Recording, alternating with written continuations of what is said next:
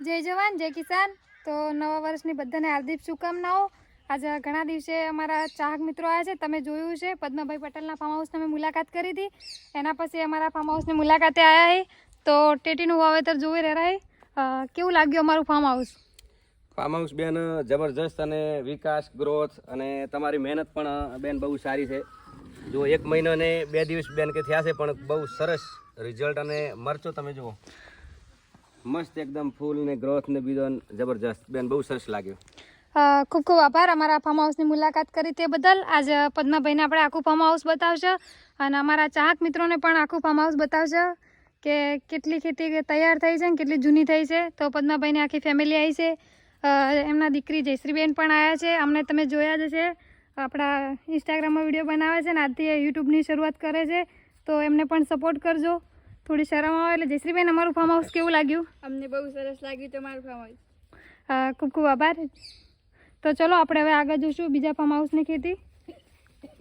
આપણે બતાવશું એમને બીજું ફાર્મ હાઉસ। જો મારી મમ્મી થાકી છે બેઠી છે, ચા પાણી કરી અને બેસી જઈએ। આજે જુઓ બટાકા આપણે ઘેર ભરીને લાવ્યા છીએ। કાલ વરસાદ જેવું હતું એટલે ઘેર જ પડે। હવે ગાડી આવવાની છે એટલે એ એમાં ભરાવાના છે। આ છે પદ્માભાઈની ગાડી, એ ગાડી લઈને આવ્યા। હવે આપણે ફુલાવર ફાર્મ હાઉસ બતાવશો, તમને પણ બતાવશો। પપ્પા હાજર નથી, એ દુકાન ઉપર છે તો એમની મુલાકાતે પણ પસ કરશું। વાલોની ખેતી છે, ખેતી પૂરી થવા આવી છે। આ 8મા મહિનામાં ખેતી કરેલી હતી। મસ્ત જબરજસ્ત કેટલો ઉપર ફ્લાવરિંગ છે। આ ફ્લાવરિંગ જે ચાલુ થયું ને બીજી વાર થયું છે। આગળ તમે જુઓ ફળિયું ફાલ ચાલુ જ છે। આ જોવે આવીને લૂમખે જ આવે છે ડાયરેક્ટ। આ બીજી ત્રીજી વાર ફાલ આવ્યો છે। આ ખેતી અમારી હવે જૂની થવા આવી છે અને બાજુમાં પાપડી વાલોની ખેતી કરેલી છે। આ પાપડી વાલોળામાં સ્ટાર્ટિંગમાં 160 રૂપિયા કિલો ચાલુ થયા હતા। આ એક જ લાઈન 3 થી 4 હજારની થતી હતી 4 દિવસે ને 4 દિવસે। એટલે ગઈ સાલ અમે આ ખેતી વધારે કરશું। હાલથી જ કહીશું બધાને એડવાન્સમાં। અને આ પાલકની ખેતી લગભગ 6ઠું 7મું કટિંગ છે ઓનું। હવે આ જે મોટો થયો અમારે બધો લેવો પડશે, પશુપાલન નાખવું પડશે। આ બિયારણ કટિંગ થઈ જાય એટલે નવો પાછો ફ્રેશ માલ આવી જાય।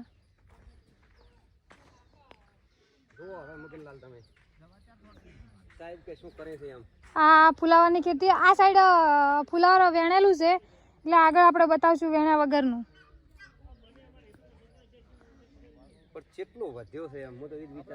જો આ ફુલાવર છે ને અમે પહેલા ચોળીની ખેતી કરેલી હતી। બીજી વાર અમે આના મલ્ચિંગ આના ટપકમાં ફુલાવરની ખેતી કરી છે। ટપક અને મલ્ચિંગનો ખર્ચો બચાવ્યો છે। એ ટપકની મલ્ચિંગ 8મા મહિનામાં કરેલું છે। તો ફુલાવર સારું છે। આ વખતે 20-25 રૂપિયા ભાવ રહે ને તો 3 લાખનું ફુલાવર થાય। રોજના 8 થી 10 હજારની આવક છે।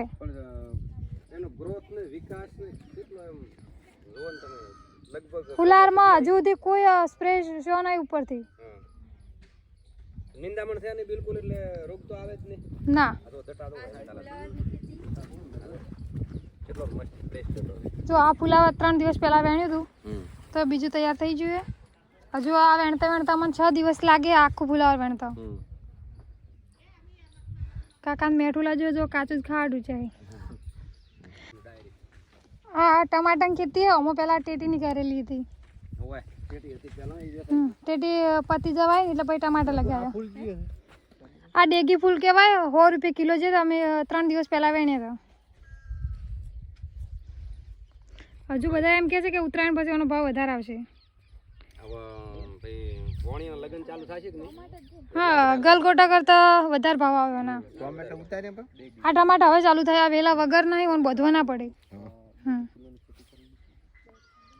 અરે આ બાજુ ગલગોટાની ખેતી કરેલી છે। જો આ એક લાઈન ગલગોટા અને એક લાઈન વ્હાઈટ ફૂલ લગાવી।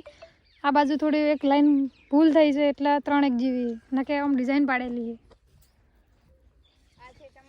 ટમાટાની બાજુમાં કુબીજની ખેતી કરેલી છે। ઘણા દિવસે કુબીજની ખેતી બતાવીએ, આપણે હમણાં ટાઈમ મળ્યો નહીં એટલે બતાવી નહીં। કુબીજ હવે પતવા આવ્યું છે એટલે એમાં નવી ખેતીની શરૂઆત પણ બાજુમાં રોપાના ખાઈ જાય। એ તમને આપણે બીજા બ્લોગમાં બતાવશું। આજે પદ્માભાઈની ખેતી બતાવે એટલે અમારા ચાહક મિત્રોને બતાવી દો। જો આ ડેગી ફૂલ છે, આપણે વિડીયો મળ્યો તો પણ ખબર નથી પડી। ડેગી ફૂલની સાઈઝ આટલી થાય। જો આપણે કુબીજની જગ્યાએ રીંગણના રોપા તૈયાર કર્યા। તમારે કોઈને જોવું તો કહેજો। આ છે જોબલી રીંગણ, જે ભટ્ટા રાજસ્થાનમાં વધારે એક્સપોર્ટ થાય છે।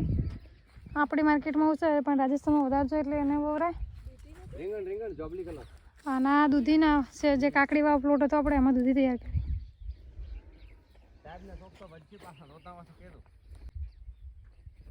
આ તો મોકો તો આપવું છે. હા આ ડેગી ફૂલના લગભગ 100 રૂપિયા કિલો છે. હાલ પાકમાં ના થાય આટલું બધું ભેળો સાહેબ ને. ફુલાવાનો બીજો ભાગ છે અને આ ફુલાવર તૈયાર છે. આ જ હજી વેણવાનું છે અમારે. કેવું હોય ફુલાવર? બેન લગભગ 600-700 ગ્રામનો ડટો હોય છે. હા નોર્મલી ગોટામાં 500 ગ્રામના એ બધા. હા પાક્કા. તમે કહો અમારું ઉજડા જો પેલી લાઈટ રહી ને એ 2 કિલોમીટરની રેન્જ છે એની આજુબાજુ. 5 મિનિટ સાયલેન્ટ વાગે અને ગોળ રાઉન્ડ ભમે. દિવસે ચાર્જિંગ થાય અને રાતની ભમે.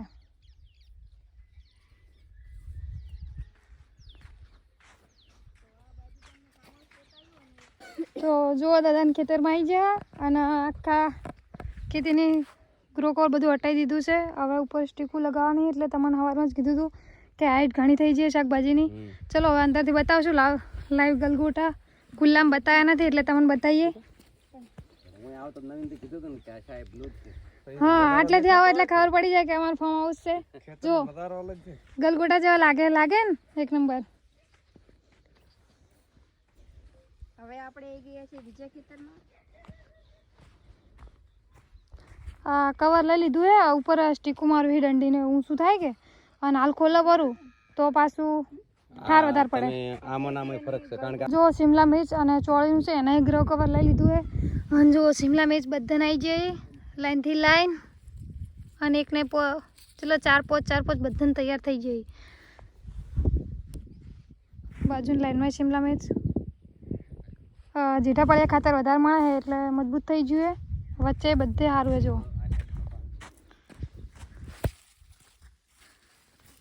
આજે આખા ફાર્મ હાઉસનું ગો કવર નીચે ઉતાર્યું છે. આગળ ટેટી અને શિમલા મિર્ચ છે પાછળ વળી ગલગોટા અને તરબૂજની ખેતી છે. જો આ શિમલા મિર્ચ એટલું મોટું થયું છે. ઝાડ નાનું છે તો પણ. તો આપણે આજ હજી એક સ્પ્રે થાય મચ્છીનો પછી કાલે સ્ટીક લગાવવાનું છે એ તમને બતાવશો. પદ્માભાઈનો ઓફિસ જોઈ છે. રાતની જોઈ હતી દાડે મજા નહીં આવી ના. મસ્ત ઓફિસ છે.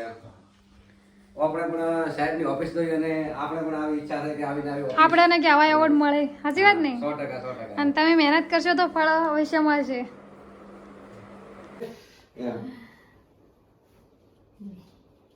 મત આલો.